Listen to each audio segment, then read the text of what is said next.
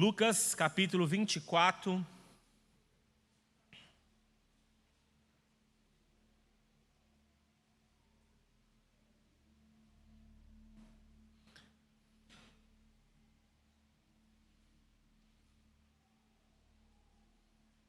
Vamos ler primeiro os versos 13, 14, do 13 até o 17. 24, Lucas 24, del 13 hasta el 17. Que diz assim: E he aquí, dos de ellos iban el mismo día a una aldea que estaba de Jerusalén 60 estadios, llamada Emaús. E iban hablando entre sí de todas aquellas cosas que habían acaecido. Y aconteció que, yendo hablando entre sí y preguntándose el uno al otro, el mismo Jesús se llegó e iba con ellos juntamente. Mas los ojos de ellos estaban embargados para que no le conociesen. Y díjoles: ¿qué pláticas son estas que tratáis entre vosotros andando y estáis tristes? Vamos ahora para los versos a partir del 30 hasta el 35. Do 30 até o 35. E aconteceu que, quando estavam à mesa, ele pegou o pão e o abençoou. Depois partiu o pão e deu a eles. Então os olhos deles se abriram e eles reconheceram Jesus. Mas ele desapareceu da presença deles. E disseram um ao outro: não é verdade que o coração nos ardia no peito quando ele nos falava pelo caminho, quando nos explicava as Escrituras? E na mesma hora, levantando-se, voltaram para Jerusalém, onde acharam reunidos os 11 e outros com eles, os quais diziam: de fato, o Senhor ressuscitou e já apareceu a Simão. Então os dois contaram o que lhes tinha acontecido no caminho e como tinham reconhecido o Senhor no partir do pão. Irmãos, o tema da nossa reflexão hoje é bem simples. São lições a caminho de Emaús. Lições em el camino de Emaús.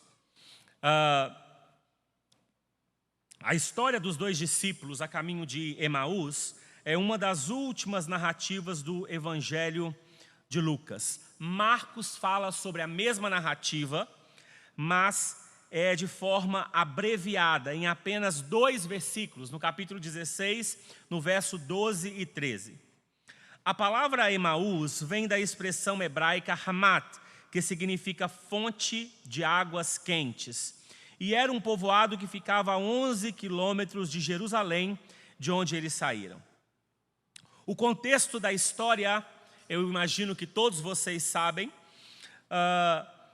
Havia passado 3 dias desde a morte de Jesus. Jesus havia sido crucificado na sexta-feira e já estava há 3 dias e nada havia acontecido. Mas ele ressuscita e se encontra com aqueles 2 homens que estavam conversando enquanto caminhavam. Jesus então os questiona sobre o que estava discutindo e percebe que eles estavam tristes e decepcionados. Ao analisar o texto de forma detalhada, encontramos 5 razões para a decepção desses homens e a tristeza que enchia o coração deles. Quando nós olhamos para a história desses homens no caminho de Emaús e o que eles conversavam,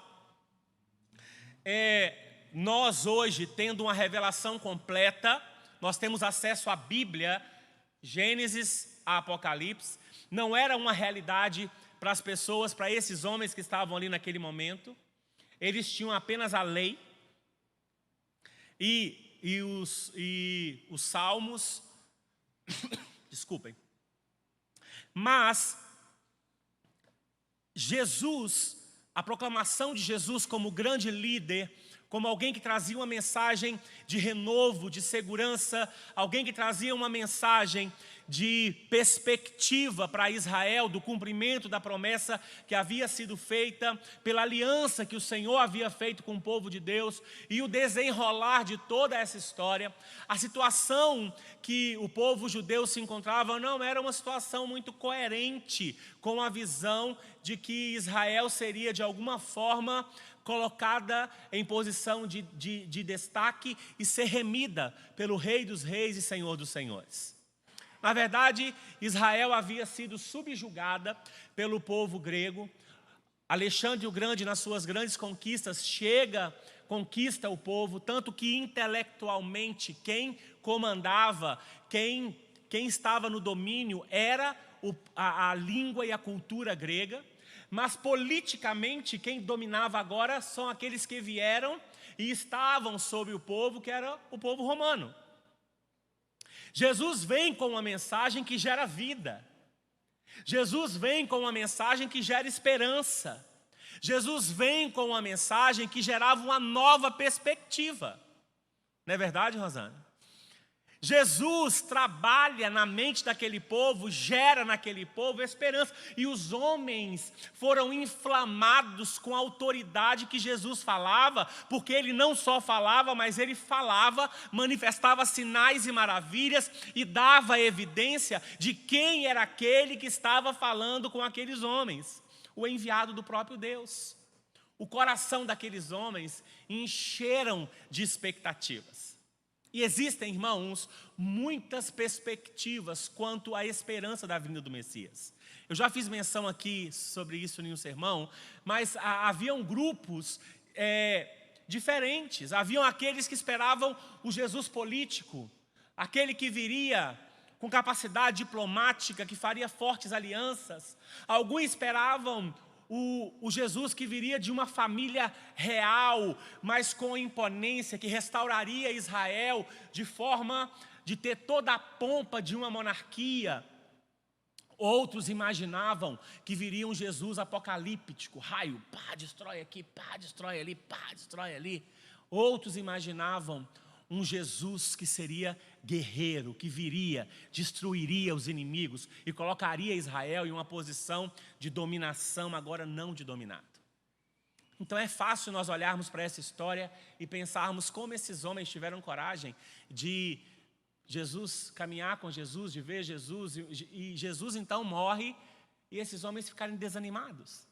Esses homens ficarem sem esperança, sem perspectiva. E o texto, ele começa dizendo que naquele mesmo dia os discípulos estavam indo para uma aldeia chamada Emaús, que ficava a uns 10 quilômetros de Jerusalém, e iam conversando a respeito dos últimos acontecimentos. A morte de Jesus. Já era o terceiro dia, cadê o Jesus? Morreu, o Rei dos Reis, o Filho de Deus, está sepultado. Cadê Jesus? E é interessante a gente fazer essa reflexão, porque nós criamos expectativas acerca de como as coisas vão acontecer, e quando elas não acontecem da perspectiva que nós achamos que elas deveriam acontecer, a gente se frustra até com Deus, como se Deus fosse culpado das coisas não terem acontecido.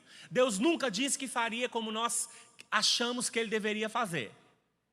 E quando Ele não faz como nós achamos que Ele deveria fazer, nós ainda nos damos ao luxo de sentir frustrados com Deus, decepcionados com Deus, de achar que Deus nos abandonou, de que Deus não ouve a nossa oração, de que Deus não escuta a nossa prece, de que o Senhor não está vendo o nosso sofrimento, e entramos naquelas lamúrias, né, que às vezes entrava Davi, entrava outros salmistas, né? Até quando os meus ossos doerão? Até quando sofrerei eu? Até quando estará a minha angústia? E apelamos como se Deus tivesse que fazer as coisas nessa perspectiva. Mas na verdade o que acontece nesse caminho de Emaús é simplesmente uma evidência do que era a experiência daqueles homens, do que eles haviam vivido verdadeiramente com Jesus. Por que eles estavam caminhando para Emaús e não estavam permanecendo em Jerusalém? E são essas lições que nós vamos meditar nesta noite.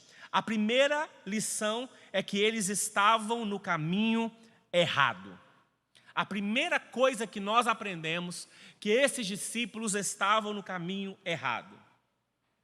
A primeira coisa que chama a atenção é que eles estavam seguindo em direção de Emaús, sendo que, na verdade, havia uma orientação que eles deveriam permanecer onde? Em Jerusalém. Jesus confirma isso no verso 49 do capítulo 24, e Lucas, após se reencontrar com eles e com os 11. Vimos acima que Emaús significa fonte de água quente, e Jerusalém significa lugar de paz. Sabe o que isso significa, irmãos? Eles estavam trocando Jesus, que é a fonte de água viva, por outra fonte. Eles estavam saindo de um lugar de paz porque não creram na promessa de que Jesus ressuscitaria. Eles estavam abandonando aquele que era a fonte da paz para fugir do contexto do perigo, porque se prenderam Jesus, também podem prender todos nós que caminhamos com Ele, todos nós que estivemos atrás dele.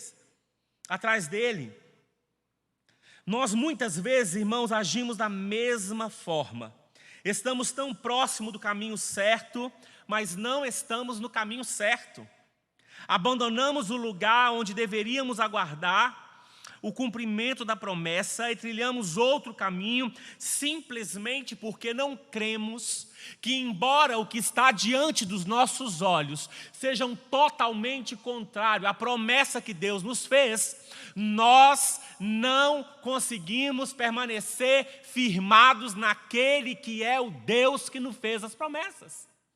Nós simplesmente vislumbramos o que está ao nosso redor e nos esquecemos de que quem prometeu é tão poderoso que é capaz de acalmar as águas, é capaz de multiplicar pães, é capaz de dar vista aos cegos, é capaz de fazer uma mulher aos 90 anos gerar filhos, e um homem aos 100 engendrar um menino, uma mulher de 90.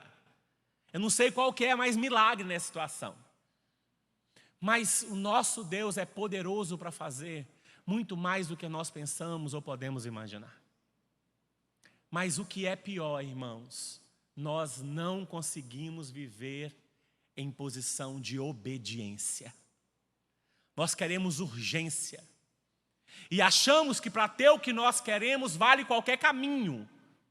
Para ter o que nós queremos vale qualquer possibilidade. E aí nós nos perdemos do propósito que Deus colocou diante de nós. Nos contentamos com comida de porco, porque não conseguimos esperar a promessa de Deus de que desceria maná para alimentar os seus servos. Fazemos exatamente como fez Abraão. Deus disse a Abraão: você será pai de muitas nações. Abraão caminhou nessa promessa, mas um belo dia, Sara diz: olha, eu estou ficando velha, não tenho mais as paradinhas das mulheres, estou ficando meio derrubada, pega minha serva, dorme com ela, e assim teremos um filho. E a história, vocês já sabem o que deu a história. Quando Agar encheu o bucho de menino, a Bíblia diz que ela começou a zombar de Sara. Você já sabe como que é mulher, o negócio é bruto, né? A servinha, agora grávida do patrão, dentro de casa com a mulher que era estéril. A situação que foi construída.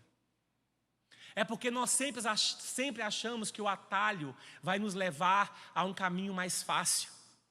E continuamos caminhando em lugar errado. Isso é na vida profissional, isso é na vida emocional, isso é na vida financeira, isso é na vida ministerial. Nós achamos que negociar os valores do reino de Deus vai antecipar a bênção que Deus tem para nós. Deus nos chama a sermos santos e separados, e nós decidimos, porque queremos ser felizes, fazer aliança com as trevas. A buscar aqueles que não são filhos do reino, porque queremos ser felizes. E temos o direito de ser felizes. Mas não entendemos que só existe bênção quando nós caminhamos com Deus na obediência à palavra. Fora da obediência, você se faz responsável pelas suas escolhas e depois não vem achar que Deus tem que mudar, tem que salvar ninguém, porque Ele não é obrigado. Aqueles homens estavam com o coração endurecido porque eles caminharam em uma direção que não era a direção que Deus havia dado para eles. Olha que direção que você está caminhando. Pare de olhar com as emoções, pare de olhar com as suas vontades e olhe à luz da palavra aos passos que você está dando. E você sabe que o fim não é o melhor, mas você quer aproveitar enquanto dá para aproveitar. Depois não adianta chorar. Não adianta reclamar, não adianta se queixar. Havia uma ordem, permaneçam em Jerusalém. Ai, mas está muito difícil aqui. Está muito difícil viver assim. Você não sabe o que eu passo. Não sei mesmo. O dia que você me contar, eu vou ficar sabendo. Mas eu sei um Deus que conhece o que você passa. E se Ele não te respondeu positivamente ainda, é porque Ele quer que você permaneça exatamente onde você está. Da forma que você está. Pare de buscar atalhos. Já não basta o tanto que quebrou a cara, quer quebrar mais um pouco ainda? Não juntou nem os cacos da última batida, quer bater de novo. Outra coisa nós aprendemos com esse texto, irmãos. Aqueles homens não conheciam verdadeiramente a Jesus. Eles andaram com Jesus por pelo menos 3 anos, viram Jesus ressuscitar mortos, dar vista a cegos, fazer paralíticos andar, perdoar pecados, realizar todo tipo de sinais e maravilhas. Viram Ele pregar sermões maravilhosos como o Sermão da Montanha, mas não reconheceram Jesus quando Jesus aproxima deles.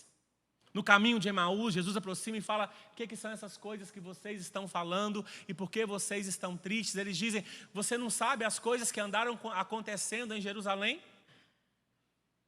Eles não se deram conta de quem estavam falando com ele.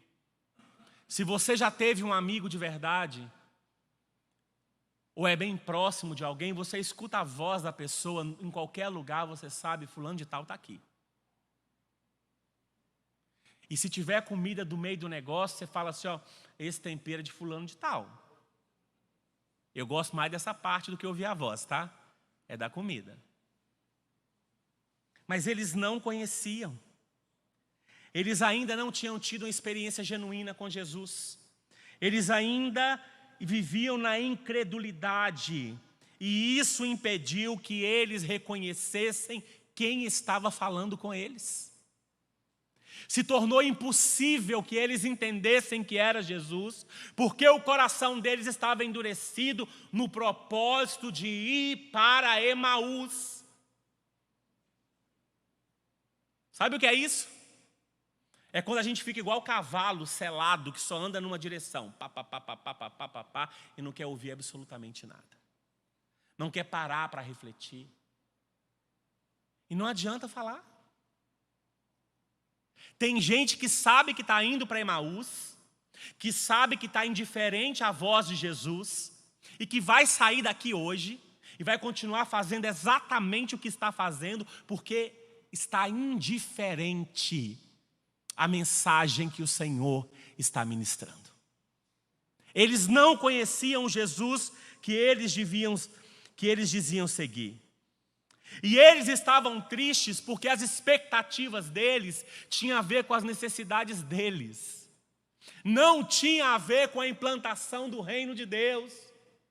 Quando Jesus declara o reino de Deus é chegado. Quando Jesus ensina a orar, Pai nosso que estais no céu, santificado seja o teu nome, seja feita...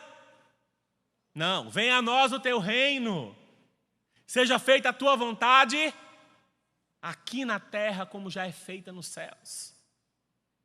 Eles não estavam conectados com a perspectiva da implementação do reino de Deus onde eles chegassem. a continuidade ao ministério de Jesus, a continuidade àquilo que havia sido semeado na vida deles, o forjar de Deus na vida deles.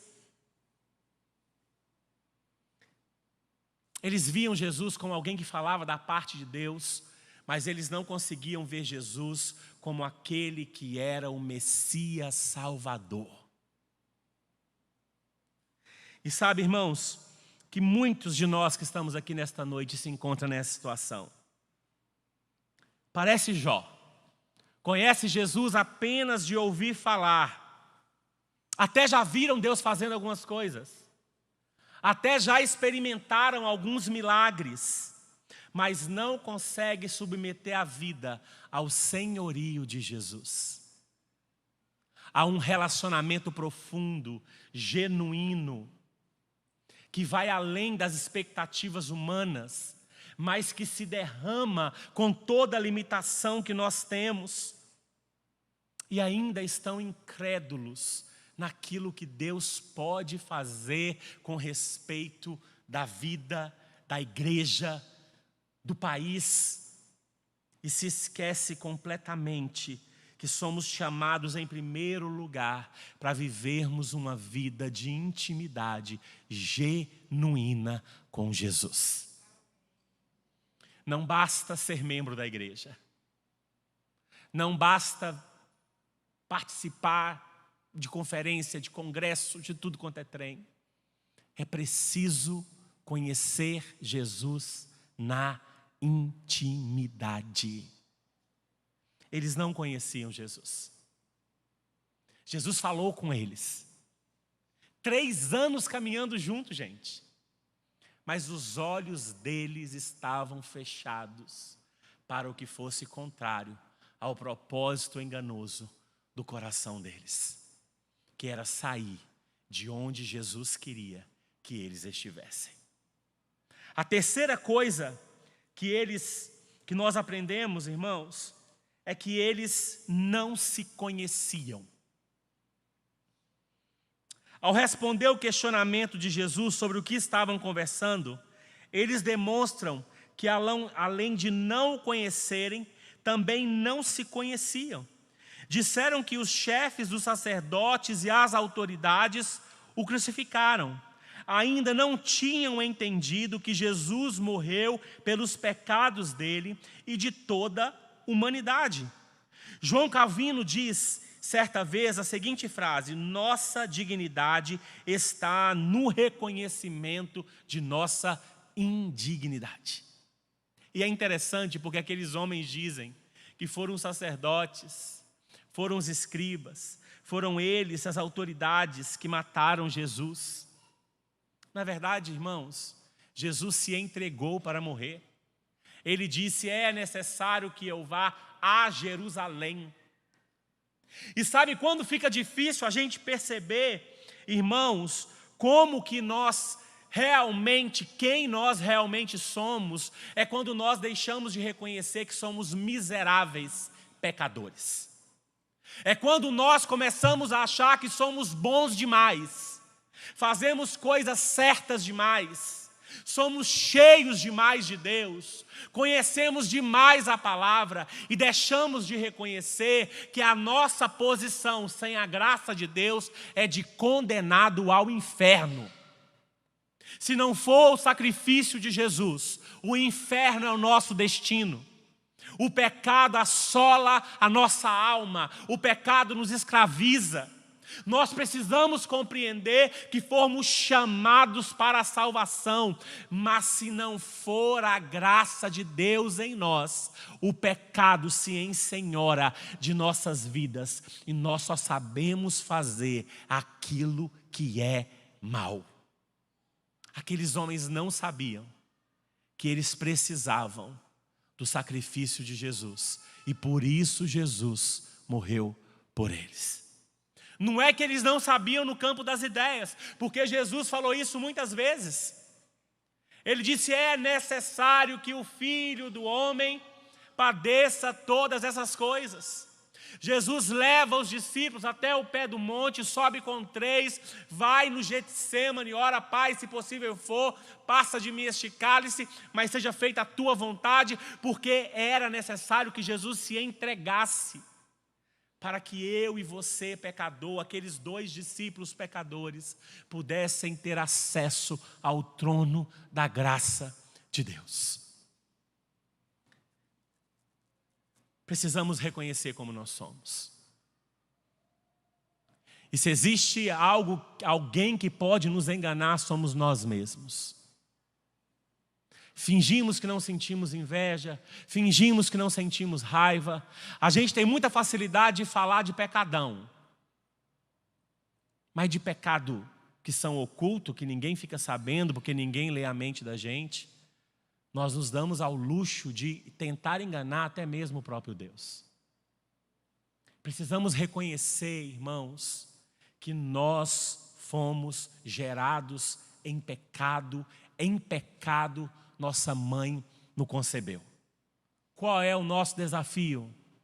Buscar viver como filhos de Deus, lavados e remidos no sangue do Cordeiro. Porque Efésios diz que nós fomos eleitos por Deus antes da fundação do mundo para sermos santos e irrepreensíveis. Mas nós ainda não somos. Ainda não estamos terminados. Quer fazer um cordão para você com um pingente que tenha significado? Faça um pingente como uma placa, escreva em obras até que Jesus volte. Comunique algo que fale a verdade a seu respeito. Reconheça que você precisa ser alcançado por Jesus em todas as áreas da sua vida. Estamos juntos até aqui? Não vejo nenhum glória, nenhum aleluia, nenhuma palavra de alegria. A quarta coisa que nós aprendemos, irmãos, aqueles homens estavam decepcionados. Aqueles 2 homens depositaram sua esperança em algo que eles achavam que Jesus deveria fazer. Achavam que ele iria libertar a nação da nação romana, que iria fazer e acontecer, mas não foi assim. Eles não conseguiram compreender que Jesus havia morrido, sim, para estabelecer um reino, sim, mas que o reino de Jesus é um reino espiritual. E sabe que essa é uma mensagem que nós temos perdido. Nós estamos nos organizando para passar a eternidade aqui na terra. E estamos nos esquecendo que somos passageiros aqui, que aqui é passageiro. Que existe um lugar celeste nos esperando. Eles estavam decepcionados com Deus porque eles queriam que Jesus tivesse feito algo na ótica deles. Mas Jesus é Deus e tudo que Jesus como Deus fez tem a ver com os planos e projetos de Deus para a vida daqueles que estão diante dele e para o estabelecimento do reino de Deus. Ninguém dá ordem em Jesus. Ninguém define o que Jesus vai fazer. Mas ao terceiro dia, desde que tudo aconteceu, quando eles dizem isso, eles demonstram que não criam ainda no sobrenatural de Deus. A decepção deles estava baseada na ausência de fé. E é engraçado porque às vezes Deus fala conosco, não precisa ser por um profeta, nem por um manto, nada disso. Deus fala, ministra ao nosso coração pela palavra coisas. E nós não conseguimos crer naquilo que Deus está falando, porque nós não conhecemos o poder sobrenatural do Deus que nós cremos. Nós esperamos que Deus faça as coisas com essa ótica humana, com essa perspectiva limitada nossa. Mas Deus está muito além de tudo aquilo que nós podemos imaginar. E essa mesma atitude se repete em nossos dias, irmãos. Pessoas que buscam a Deus não pelo que Ele é, mas porque querem a resolução de seus problemas. Querem restaurar seus casamentos, querem cura para sua doença física e alma, querem uma casa, um carro, querem resolver seus problemas financeiros, querem tudo, querem a bênção, mas não estão dispostos a servir ao Senhor da bênção, o dono da bênção, aquele que é a fonte da bênção, e aquele que nos garante muito mais do que bênção, nos garante a eternidade com Ele. Vida eterna, plenitude. Mas estamos tão desesperados pela bênção que nos esquecemos daquele que é o dono, o provedor da bênção, o Senhor que está sentado num alto e sublime trono, revestido de glória e de majestade. A quinta e última coisa que nós aprendemos, irmãos, concernente a esse caminho de Emaús, é que aqueles discípulos não tinham discernimento. Eles não conseguiram discernir. Em algumas versões, Jesus os chama de nécio, que significa tolo ou sem discernimento. Como judeus, eles conheciam as profecias bíblicas a respeito de Jesus e não conseguiam entender que a cruz era o caminho para a glória.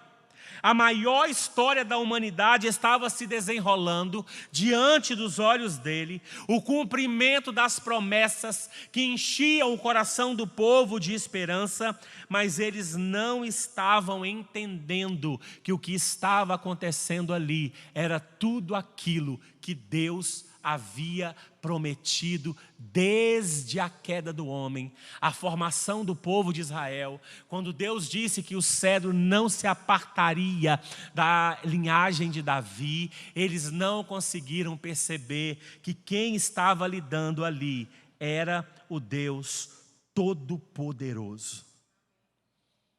E quanto a nós, irmãos, quantos de nós, mesmo vendo Deus libertando pessoas envolvidas nas drogas, na prostituição, homens e mulheres devassos, e Deus trazendo para o reino da luz, pessoas sendo curadas, libertas, pessoas que que nós podemos ver o testemunho dessas pessoas, experiências genuínas que nós temos com o próprio Deus, de provisão, de cuidado, de livramento.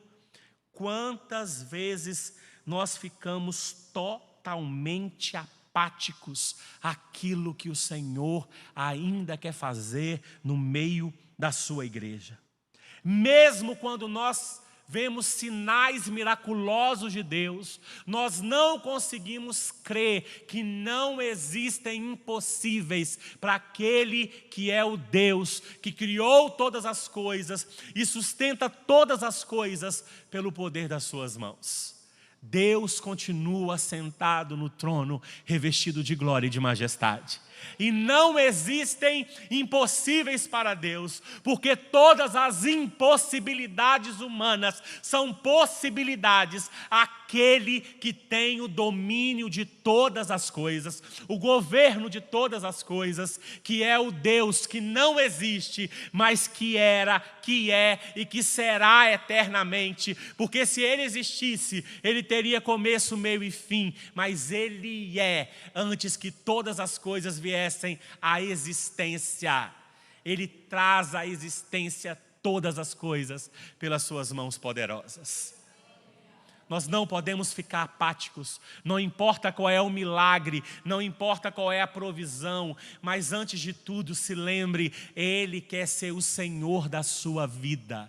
Não simplesmente aquele pai bondoso que só te dá dinheiro, mas Ele quer ser aquele pai bondoso que orienta a sua vida, os seus passos e te conduz ao caminho da obediência. Existe muito mais de Deus para mim e para você.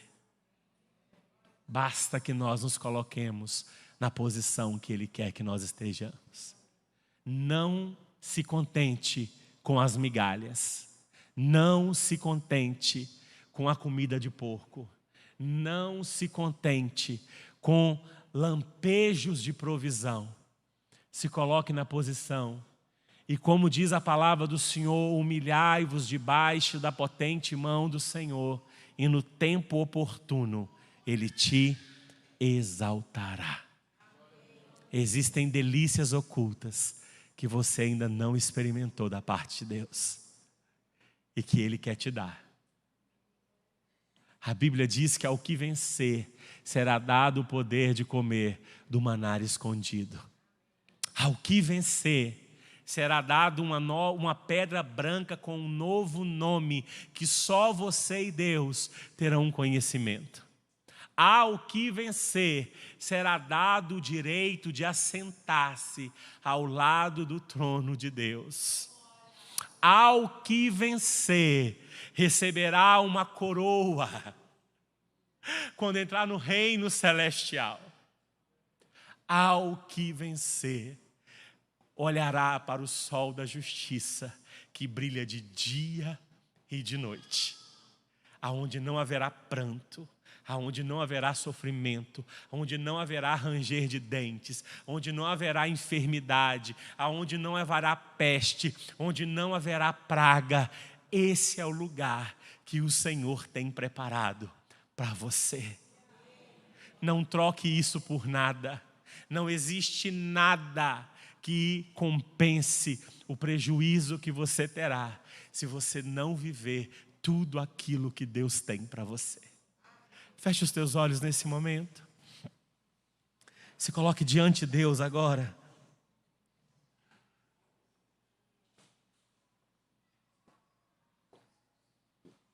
Eu não sei em que direção você está caminhando.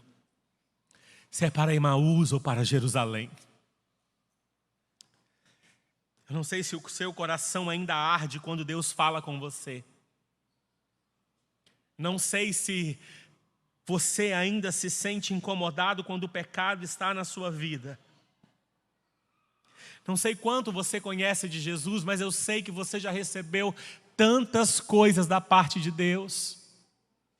Você já recebeu tantas coisas da parte do Senhor. Não deixe que as suas expectativas equivocadas te façam decepcionar-se com Deus. Porque Deus faz tudo o que Ele quer, no tempo que Ele quer, da forma que Ele quer.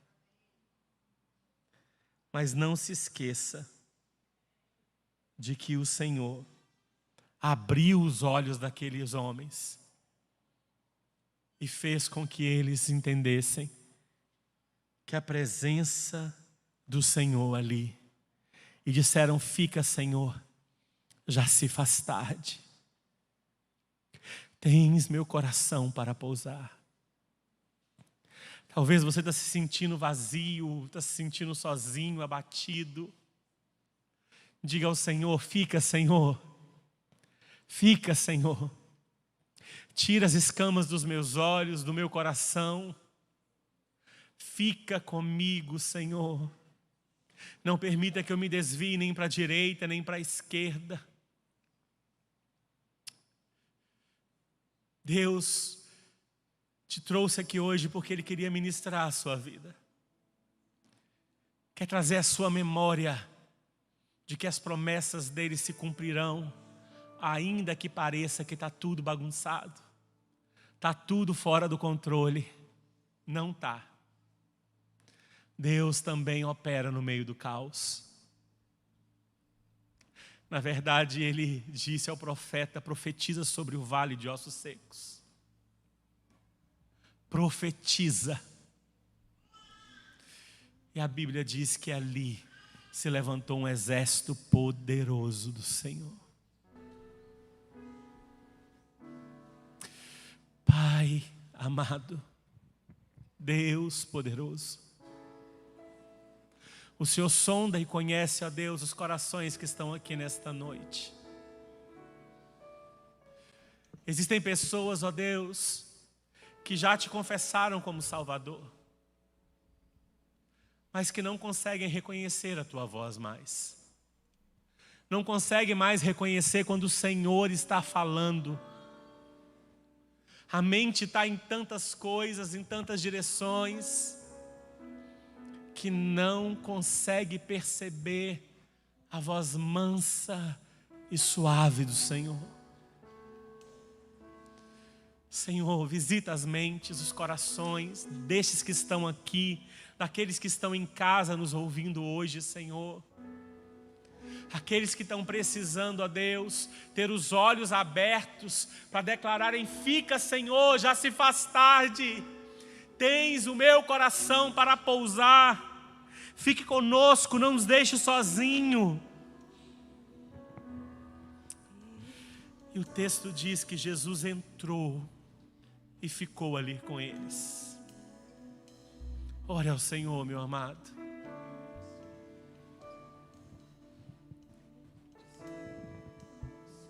Quem é esse que vem nos abraçando? Quem é esse que vem nos constrangendo com o olhar? Ele é tão sábio, Aleluia. ensina em amor. Ele é tão manso, cuida dos corações. Quem é esse que vem nos abraçando? Quem é esse que vem nos constrangendo com o olhar? Ele é tão sábio, ensina em amor. Ele é tão manso, cuida dos corações. Ele entrou em casa, ele está na mesa, ele nos observa, sabe que o esperamos. E ao partir do pão, os nossos olhos se abrem e reconhecemos quem tu és. Ao som da sua voz, os nossos corações queimam de amor, queimam de amor.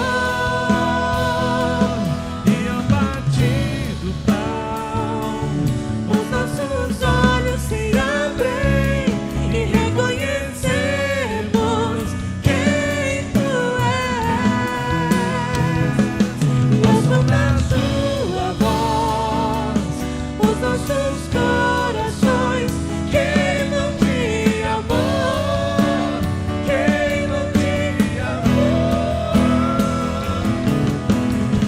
Nós arrumamos a casa, perfumamos ela toda, nós preparamos a mesa como lugar de honra.